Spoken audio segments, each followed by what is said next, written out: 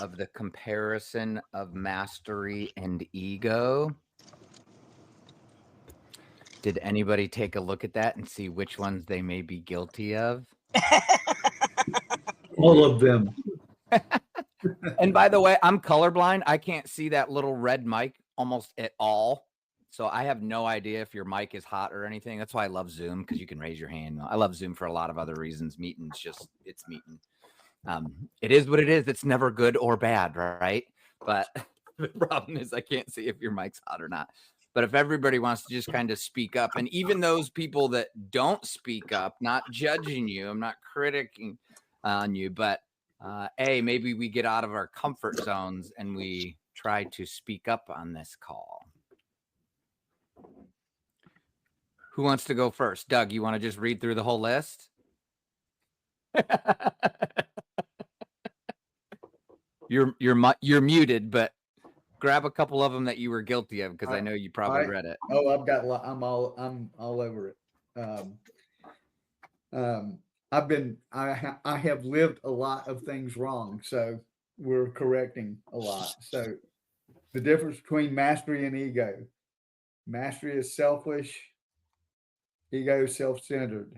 Strong sense of self and mastery, self-conscious ego. Grateful mastery. Entitled ego.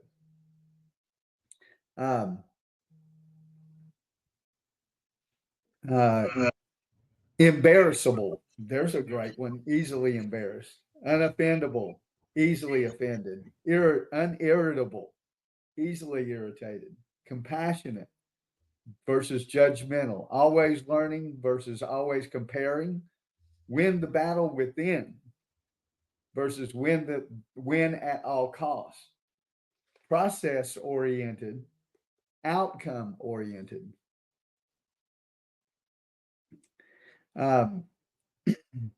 Best shot, win or lose. Willing to look foolish versus afraid of humiliation. Fully present versus living in the past and in the future. True to self versus unaware of true self. Willing to sacrifice versus seeks instant gratification. And it continues, able to suffer or be uncomfortable versus comfort seeking. Feeling of control versus controlled by results. Freedom and passion versus fear and tension. Embrace the opponent instead of hate and fear the opponent. Humble versus arrogant. Seeks growth versus seeks validation. Broad vision versus limited vision. Sees beauty first versus sees flaws first. Walks by faith versus walks by sight. Centered versus scattered. Seeks wisdom versus seeks status. Few needs versus needy. Purpose beyond goals versus no real purpose. Unlimited imagination versus bound by experience. Transcends circumstances versus attached to circumstances. Stable versus unpredictable. Quite the list. Now, which one of those, then hopefully if we kind of go through the whole entire room, maybe we at least pick one, maybe up to three that you may feel that you are stuck in. And again, we're all going to be in something. I don't care who you are. It doesn't matter. I mean, it seeks instant gratification. Everybody probably should raise their hand. I mean, especially this day and age, it's pretty much inevitable, right? So what are the probably 1 to 3 you think that you would relate to the most? I would say unoffendable is something I just really need to work on, or unirritable. One of those two. I think unoffendable is the one I'm going to go with. I think being courageous enough to take the best shot versus win or lose, not tied to the outcome. You know, just keep making my best shot. I heard a great story about that this morning, and then Centered instead of scattered. That's a really good one. Yeah. The win at all costs, I think everybody can relate to, because when you're in real estate, you're in this usually by yourself. Yeah. You're usually you're an entrepreneur. You've got that winning attitude. I'm guilty. My favorite number is 11 because whenever I got a buy when I was in fights, I picked 11. My master asked me one day why. I go, I want to be number one twice. He's like, Yeah, oh, good. I like that. that's why you have a problem. Oh, man. But it's You that know- win at all cost attitude. And a lot of people succeed because we don't quit. We have to be self-driven, right? Yeah. But again, we're also very guilty of being harsh on ourselves. And that's where, again, we do this with all of our kids and everything. But at night, we ask them, hey, what are you proud of that you did today? So that way we bookend our days, right? We gratitude in the morning and we're grateful for what happened during our day. And then we talk about the next day. All right, Awesome. Celeste. Thank you. Thank you, Coach.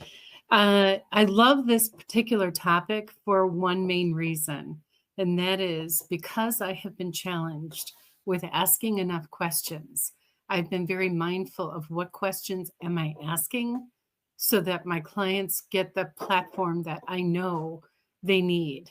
So one new question I've been asking every listing appointment I go on is direct from our reading, which is, if I gave you a magic wand today and I let you decide how you're going to spin it, what would be the one thing that I could do to make this experience a 10 for you?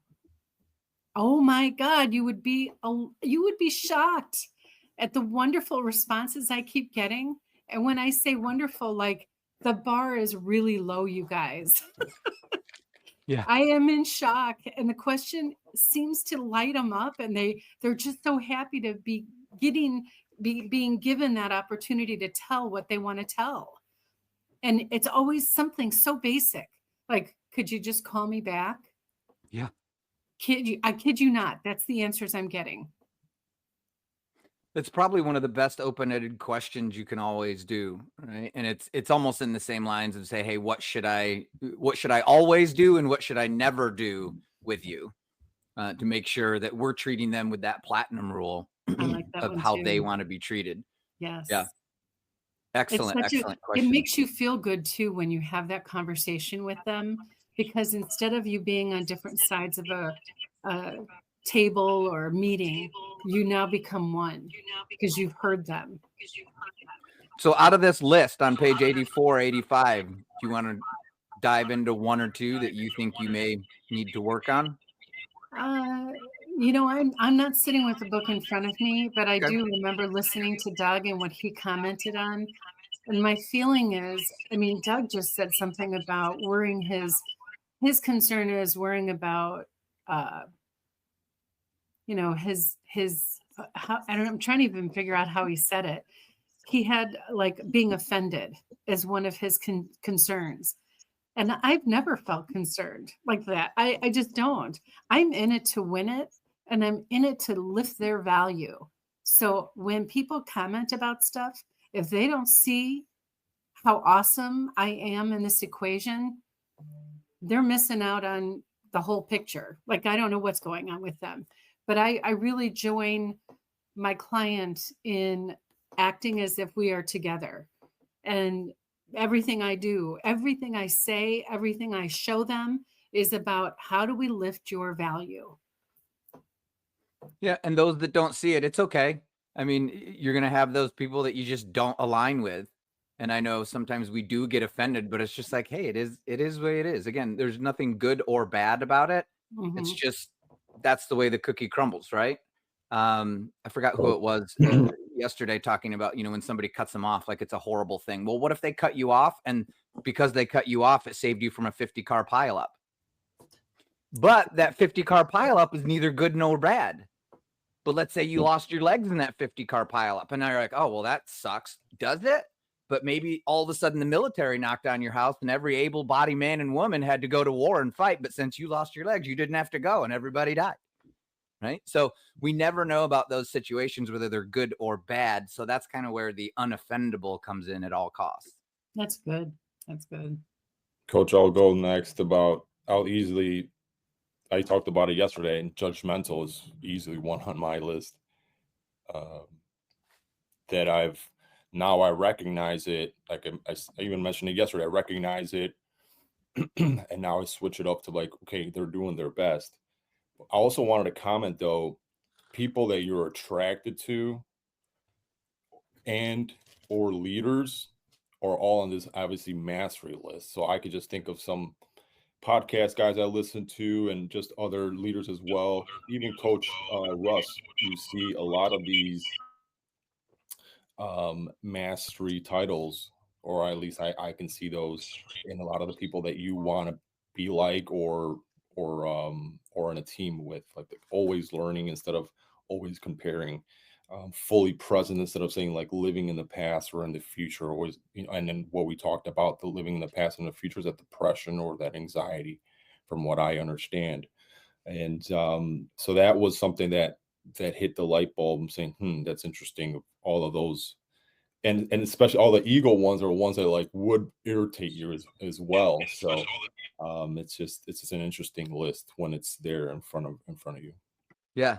And so the judge, the critic, it's in all of us and it never ends. It's the overarching ruler of all the other negative emotions, or maybe it's the hyper rational, or maybe it's that hyper rational, by the way, could be the walks by faith, walks by sight. They only see what's in front of them.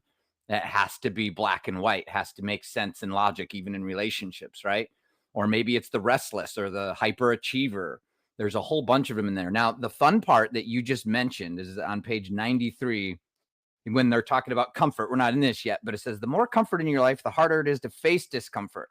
This doesn't mean comfort is bad. It just means more time spent on the couch, the harder it is to get off.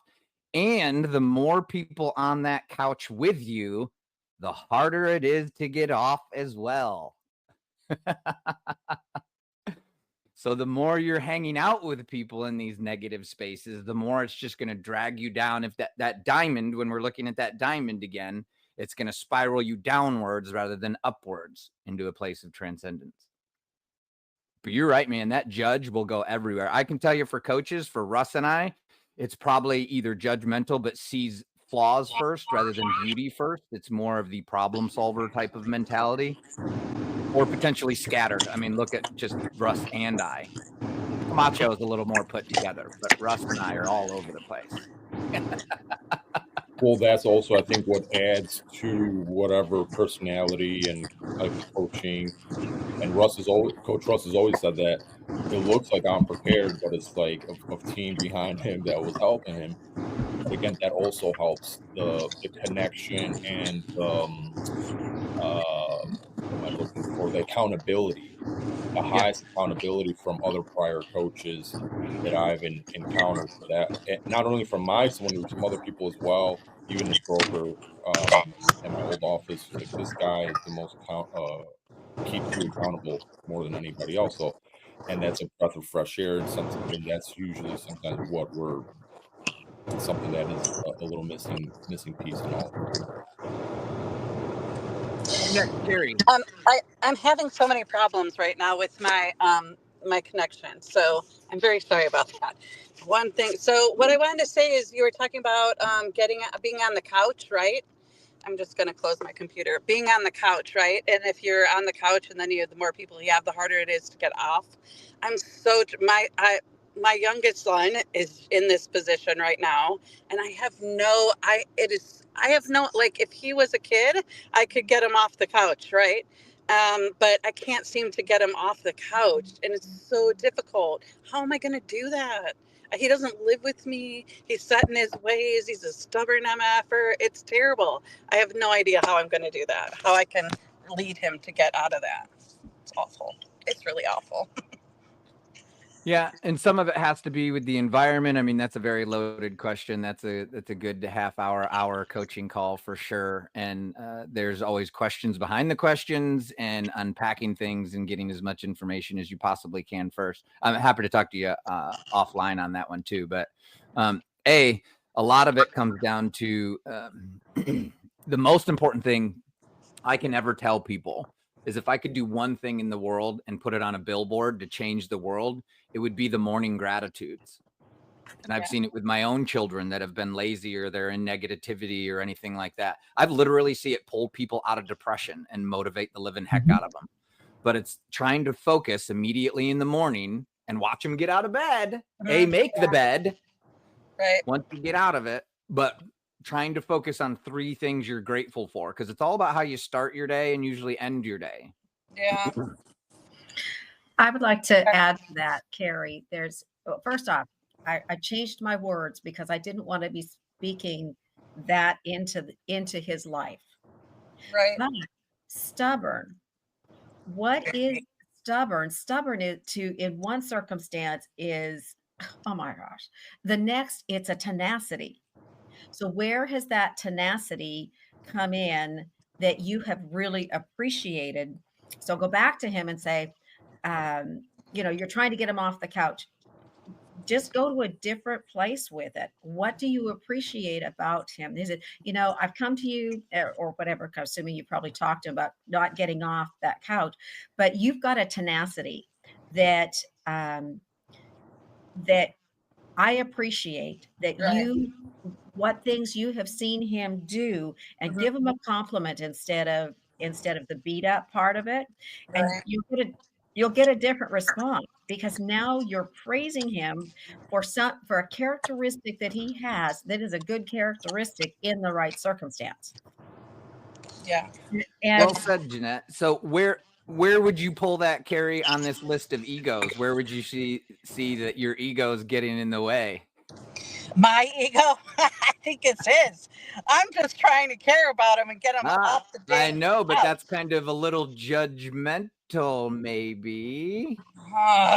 Or maybe we're I'm agreeing easily with irritated or easily offended. See? All right, I am. The flaw first, not the beauty first. Just what Jeanette was talking about, right? Yeah. There's something good in it. And so what is the good? Pull that out. And then suddenly he starts building on it because he's being rewarded. We follow that for which we're being rewarded. And there's a characteristic in there that you're going to be so glad he's got someday when it gets channeled in the right direction. Yeah, I always tell him. And I recognize you're trying to channel it, and you're trying to channel it instead of draw it out. Yeah. So who is he? What are the things you've appreciated about him as he was growing up? And where can you build on that great character that he does have? And at the same time, our challenges show us who we are. So now we get to change. And when we change, they can't stay the same. Yeah. Oh, yeah. They won't see around us and they can't stay the change. Okay. So go for it, Carrie. We're all here because we're changing. I'm speaking this because I've learned it. Yeah. Okay. Okay. Great. Thank you. Better than I had before. I got ways to go. Yeah. Me too.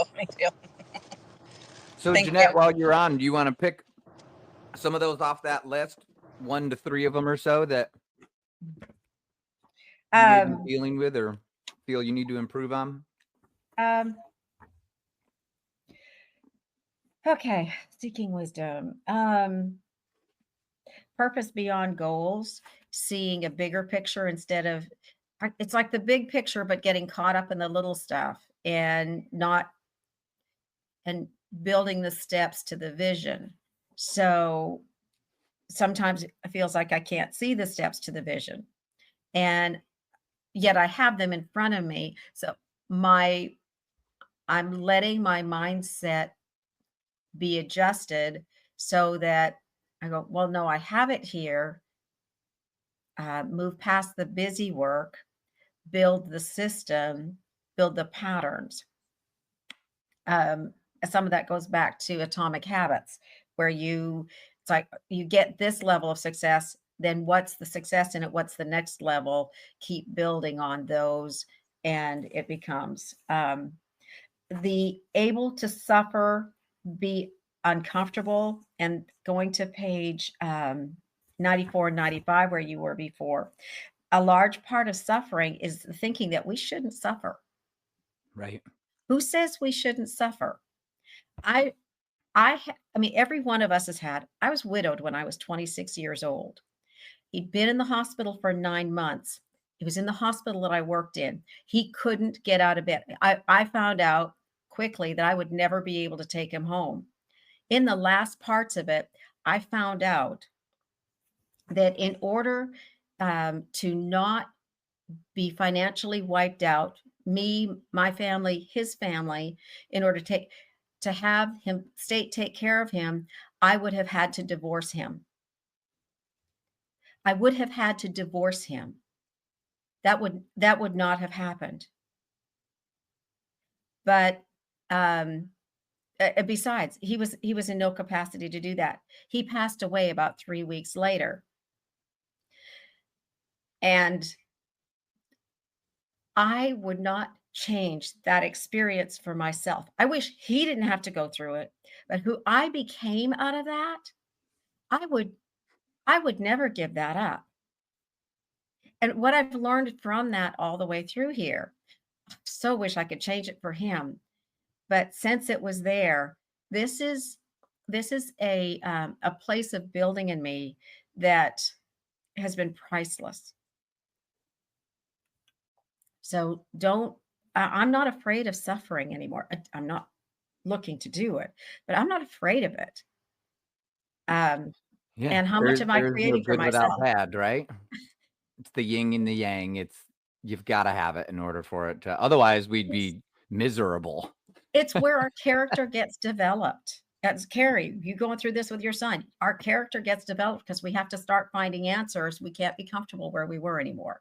It's okay. It's even good. And it talks about it on 94. He said, I may have overtrained, or he may have overtrained his body, but what he did for his mind was invaluable. Yeah. So, and our hearts, what it does for our hearts, if we will make the choices like, okay, God, you didn't put me on this path on a purpose. You're not wasting anything. What do I get to get out of this? Where are you taking me? And what do I have to give? And to go back onto your first comment too, obviously Atomic Habits, my number 2 favorite book. But Compound Effect, by the way, Darren Hardy is my number 1. It's the book to rule them all if you just followed it. But back in earlier chapters on page 72, he was talking about the swimmer in the Arctic, but he said, like Louis Pugh and his flags placed every 100 meters along his 1 kilometer route, break your goals down into little manageable chunks. You'll find, as Lewis did, the results will take care of themselves. So that's the only time he was able to do it. When they finally, instead of saying, hey, swim this whole mile or kilometer, let's just break it into 10 separate little steps. And then each one is that small win and small. So in other words, stop looking at the top of the stairs. You're going to throw up. Look at the next step in front of you. And doing a Q1, 13 weeks. What are the steps over 13 weeks? Q2, what are the next steps over 13 weeks? There you And go. so we've Traction's already a got good those book for that, patterns. right? Have you read Traction? Yeah. Yeah. Okay. So yeah, Traction Wickman there, Floyd Wickman, godfather of coaching, and Gene Wickman is his son. But EXP is actually rolling it out if you're with EXP. But it breaks down your annual goals, well, 10-year goals, then 5-year goals, then annual goals, then quarterly goals. And then you should be breaking down your monthly goals. Every Sunday, you should be planning your weekly goals. And every single morning before you start getting on your email, you should be having a calibration appointment and filling your calendar for your daily goals. Otherwise, everything breaks loose, right? But that may help too, because I know, some of us have this huge broad vision on the opposite spectrum, but yet we can't see the little steps in between that broad vision. What the little steps and not being able to see the little steps does for us is it shows us where our own healing needs to be. That's the part I've appreciated a lot of the books that we've read. It's like, this is not a place that you can just push through. If you keep running into the same wall and you're not getting through, what is the injury in the unconscious, subconscious mind that hasn't been healed yet. Because until those get healed, it doesn't matter what you're doing with your conscious. You're either not going to have the happiness or you're not going to have the feel. So this is where we're going back into the gratitude. This is where we're going back into the healing experiences. I brought up the healing codes and different ones. It's like, where are the things that I'm beating myself up and I won't allow myself to go through, even though my mind knows it's a good thing and I should do it? What's the background work? It's awesome to do that.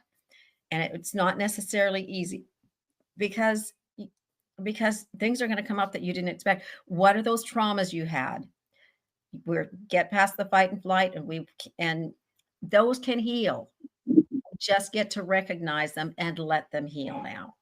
Yeah, you don't have to like them, but you have to accept them and grow in them. Yes. So that's been a huge growth movement forward for me in the last 2 to 3 months. Because there is a fun part in there where he says, like, even your relatives or your friends, like, you don't have to like them to love them.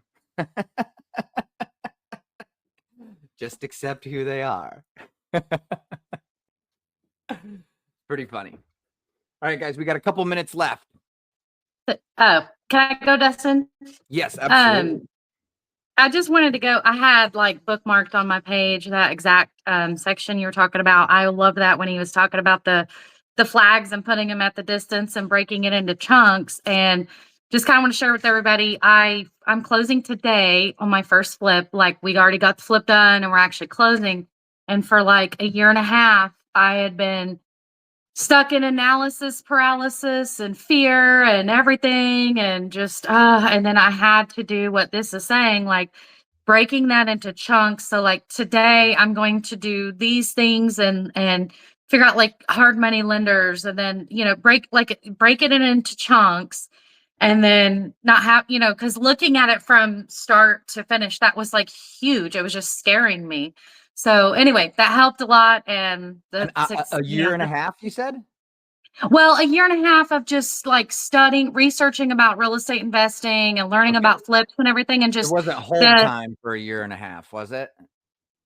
What? Well, like the flip itself? Yeah, from purchase to close. Oh, no. We closed, or we bought the house in late October and we're closing now. Okay, cool. So yeah, I mean, it took a few months, but we kind of picked this one as our learning experience, and we're doing great. I mean, we're going to make some money and everything, but we feel like, hey, we're learning on the job. But just the fact that I was just so hung up on taking the first step and putting an offer on a property, I just couldn't get off the ledge because there was just such a huge, but like you say, you're looking at the 1,000 meters or whatever. So breaking it into that chunk finally helped me to break out little goals every day to like, okay, do this and then make the offer, So do you have that system or that process? So if you have to do it again, have you documented it and everything's down to where now each step and chunk that you yes. And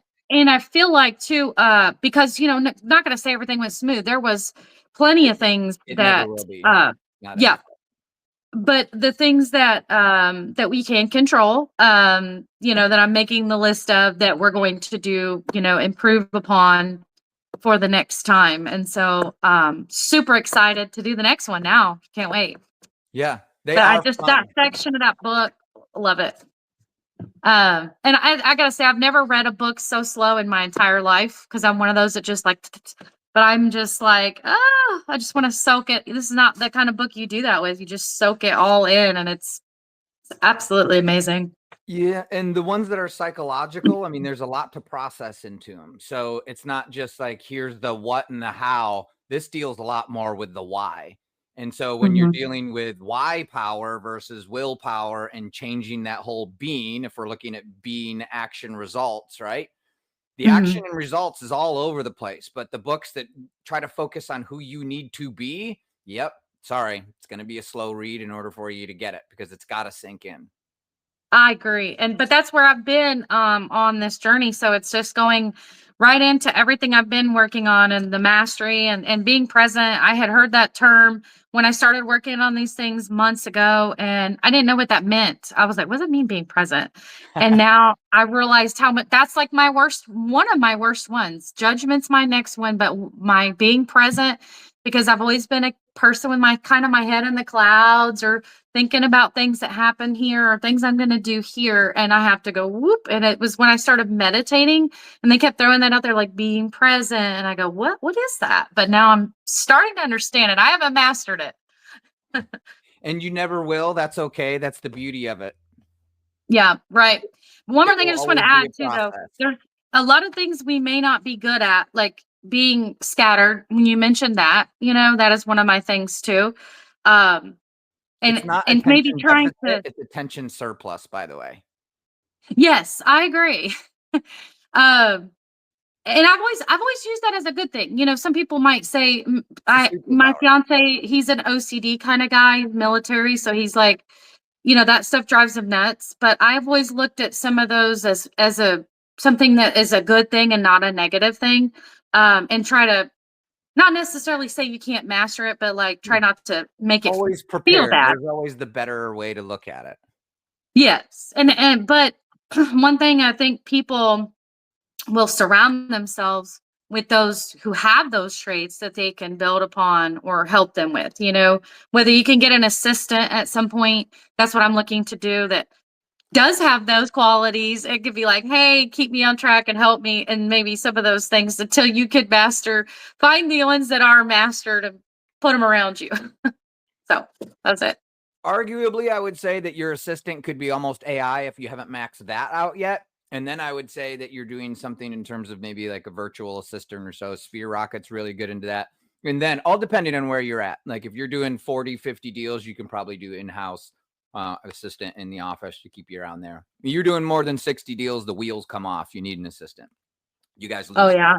Yeah. I'm not doing that many deals, but at 20 deals, it gets a little rocky, and I think you guys can use some help, but I would try to maximize the AI and virtual assistants first, because they can usually take up a big chunk of it before you drop a whole bunch of cash on a 50, 60-year salary. Oh, yeah. Yeah. Yeah. Very smart. Well, great call, guys. I think we're on, around page 85, I would say. I know Russ hasn't said what we're going to be doing, but I would say it's 20 pages or so that we could get through this chapter 6. And then it's a pretty in-depth chapter anyways, so I'm sure that we'll be going back into it. But I would say, probably finishing this up, I wouldn't move into chapter 6 yet, because there's still a lot of meat on the bone on this Code of the Samurai. Bonus points if you dress up as a samurai on Monday. I have a sword. I did martial arts. So I love the whole samurai thing. It's cool. All right, y'all have a good rest of your day.